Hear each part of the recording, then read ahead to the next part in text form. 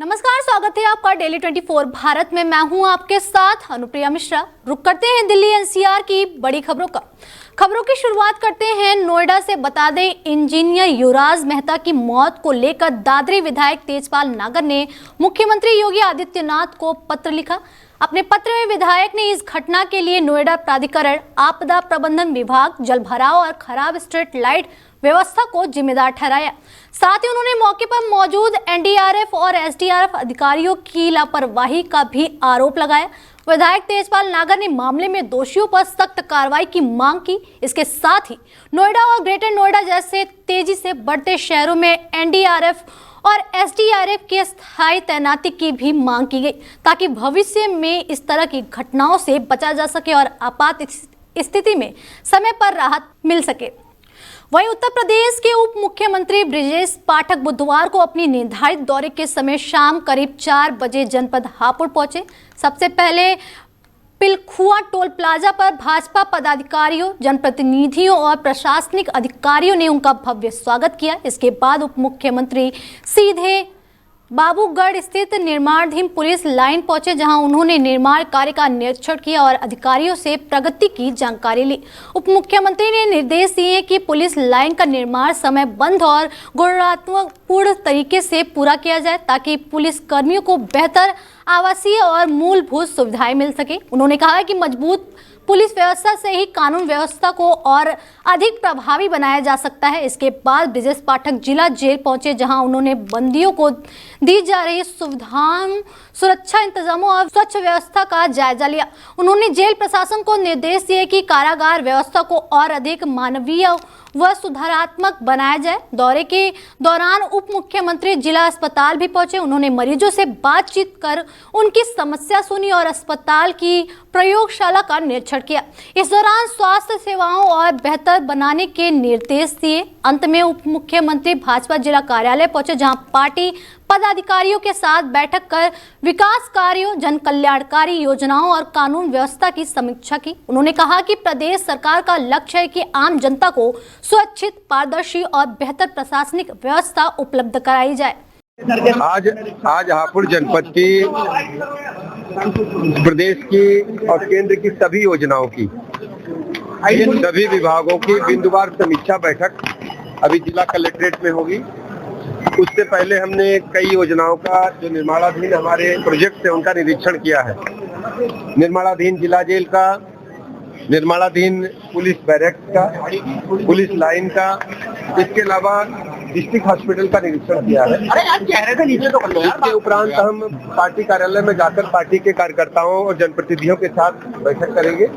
फिर जिला कलेक्ट्रेट में हम जिला की सभी जो प्रोजेक्ट चल रहे हैं उनकी समीक्षा बैठक करेंगे। हापुड़ जनपद प्राथमिक एजेंडे में है। सरकार का मानना है कि हापुड़ जनपद का सर्वांगीण विकास हो, लॉ एंड ऑर्डर नंबर 1 पर रहे, और इस वजह से आज हापुड़ जनपद के प्रवास पर हम लोग अस्पताल का निरीक्षण किया गया है। क्या कुछ निर्देश दिए गए हैं? देखिए, अस्पताल में सभी मरीजों को निःशुल्क अच्छी से अच्छी सेवाएं मिले। हमने मरीजों से भी बात किया है, सीएमएस और सीएमओ को भी बात किया है, और जो भी आवश्यकताएं हैं, जैसे चिकित्सकों के खाली पद की चिंता माननीय विधायक जी ने किया है, सीएमओ को, जिलाधिकारी महोदय को ये अधिकार हम आज देकर के जाएंगे। सभी पदों को वॉक इन इंटरव्यू के माध्यम से जिले में ही भरिए और शीघ्र से शीघ्र उसकी सूची शासन भेजे, शासन स्वीकृति देगा। हापुड़ जनपद के हर जरूरतमंद व्यक्ति को समय पर इलाज मिले, ये हमारी प्राथमिकता है। आज हापुड़ जनपद। वहीं अगली खबर नोएडा से है। बता दें, इंजीनियर युवराज मेहता की मौत के मामले में आज नोएडा प्राधिकरण एसआईटी को अपना जवाब सौंपेगा। मामले में प्राधिकरण के विभिन्न विभागों से विस्तृत रिपोर्ट तैयार की गई। प्लानिंग, एनओसी, सिविल और जल विभाग से मांगे गए जवाबों के आधार पर 2 पेज में बिंदुवार रिपोर्ट बनाई गई। फॉरेंसिक जांच और एसआईटी की फैक्ट फाइंडिंग को इस केस में बेहद अहम माना जा रहा। हादसे वाली जगह पर ड्रेनेज सिस्टम और सड़क डिजाइनर को लेकर भी गंभीर सवाल उठे। वहीं 4 दिन बाद भी न बदली गई तस्वीरें जांच का महत्वपूर्ण हिस्सा बनी। अपराधियों का कहना है कि सभी जरूरी दस्तावेज एसआईटी को सौंप दिए जाएंगे। अब सबकी नजरें एसआईटी की अंतिम रिपोर्ट पर टिकी है, जिसके आधार पर आगे की कार्रवाई तय होगी। अगली खबर गाजियाबाद से है। बता दें, गाजियाबाद के भोजपुर थाना क्षेत्र में 20 तारीख को मिले अज्ञात शव के मामले में पोस्टमार्टम रिपोर्ट ने सनसनीखेज खुलासा किया है। रिपोर्ट के मुताबिक मृतक के शरीर में 5 गोलियां लगी थी, जिससे साफ हो गया कि यह कोई हादसा नहीं बल्कि संयोजित हत्या है। शुरुआती जांच में मामला संदिग्ध माना जा रहा था, लेकिन अब गोली मारकर हत्या की पुष्टि हो चुकी है।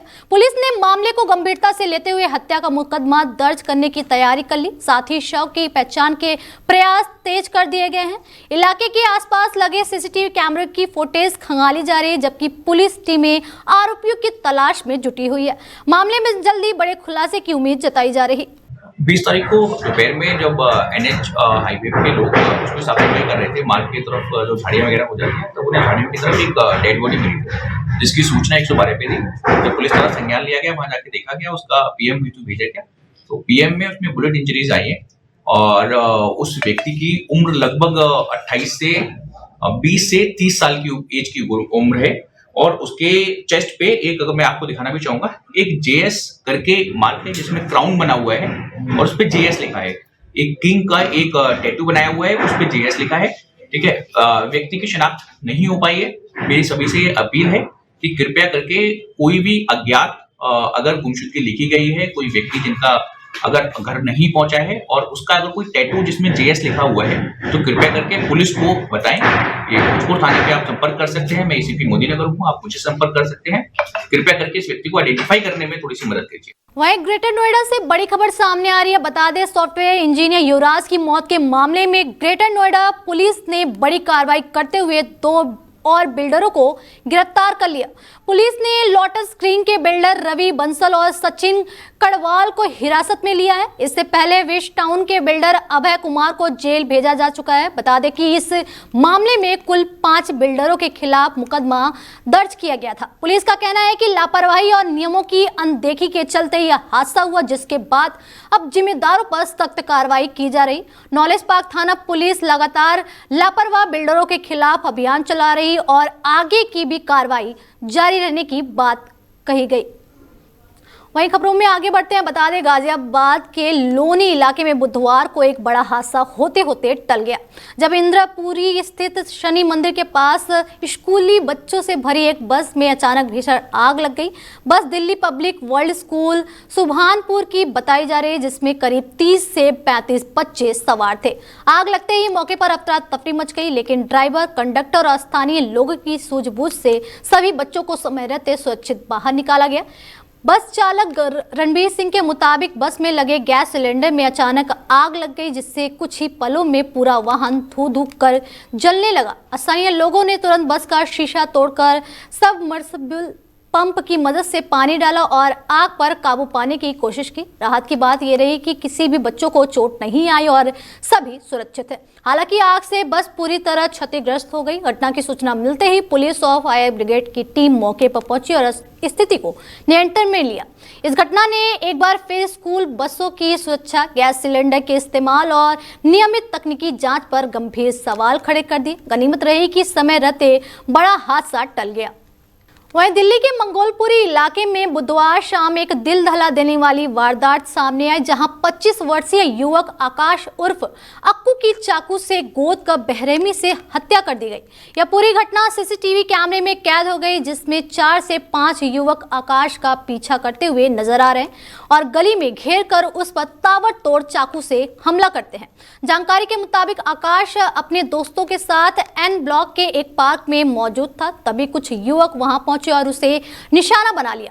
जान बचाने के लिए आकाश भागता हुआ एक घर में घुसने की कोशिश करता है, लेकिन हमलावर उसे गेट पर ही पकड़ लेते हैं और करीब दर्जन भर बाद चाकू मारते हैं। इसके बाद आरोपित आकाश को घसीटते हुए गली में ले जाते हैं और फिर फरार हो जाते हैं। सबसे हैरानी की बात यह रही कि घटना समय गली में कई लोग मौजूद थे, लेकिन कोई भी आगे आकर युवक को बचाने की कोशिश नहीं करता। सिर्फ एक बुजुर्ग डंडा लेकर बाहर निकले, लेकिन तब तक आरोपी भाग चुके थे। पुलिस ने हत्या का मामला दर्ज कर लिया और आरोपियों की तलाश जारी है।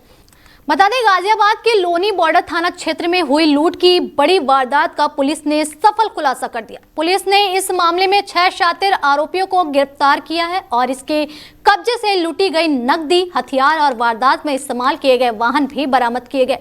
पुलिस कमिश्नरेट गाजियाबाद के मुताबिक यह घटना 16 जनवरी 2026 की शाम की है, जब पीड़ित लाल बाग मंडी के पास अपनी दुकान बंद कर स्कूटी से घर लौट रहा था। इसी दौरान स्कूटी सवार बदमाशों ने उसे और उसके नौकर को घेर लिया और हमला कर लूट की वारदात को अंजाम दिया। हमले में दोनों गंभीर रूप से घायल हो गए थे। 18 जनवरी को मामले की सूचना मिलने के बाद पुलिस ने जांच शुरू की।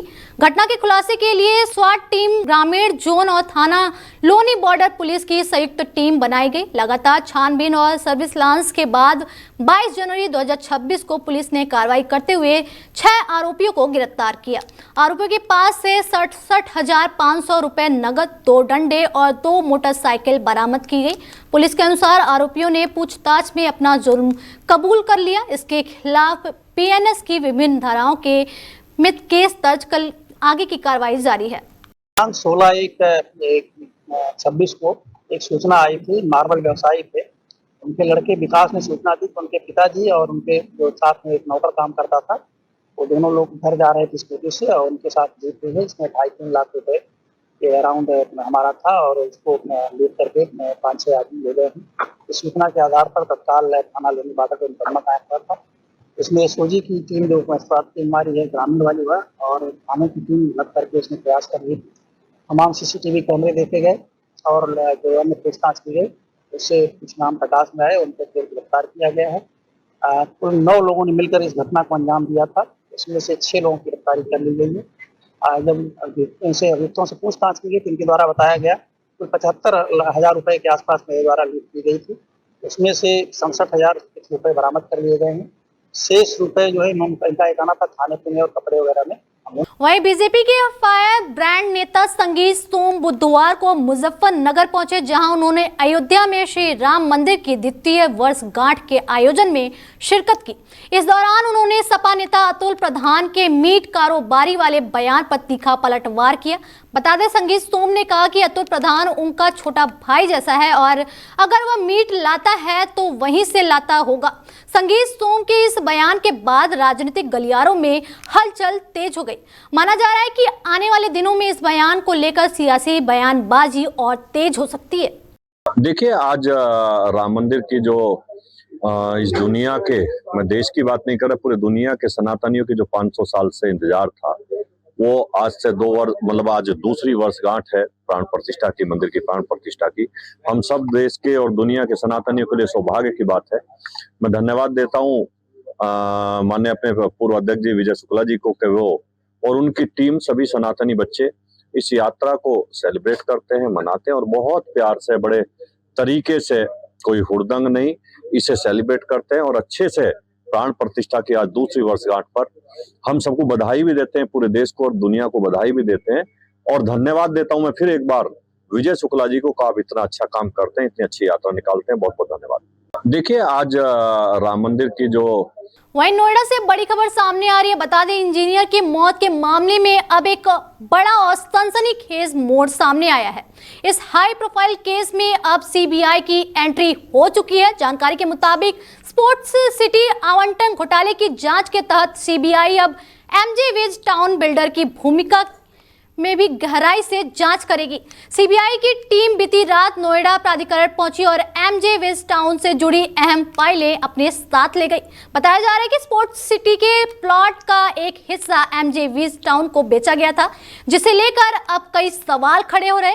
इस पूरे मामले में नोएडा पुलिस पहले ही 2 एफआईआर दर्ज कर चुकी है और अब तक 3 लोगों की गिरफ्तारी भी हो चुकी है। सेक्टर नोएडा सेक्टर 150 में गहरी खाई में भरे पानी में डूबकर इंजीनियर की मौत हुई थी और वह स्पोर्ट सिटी के प्लॉट नंबर 2 का हिस्सा बताया जा रहा। जांच में यह भी सामने आया है कि प्लॉट नंबर 2 के उप विभाजन की मंजूरी प्राधिकरण अधिकारियों ने दी थी। वहीं एमजे विज टाउन पर नोएडा अथॉरिटी का करीब 129 करोड़ रुपए बकाया बताया जा रहा। अब पूरे मामले की जांच सीबीआई करेगी। फिलहाल इस बुलेटिन में मेरे साथ इतना ही। दीजिए इजाजत, नमस्कार।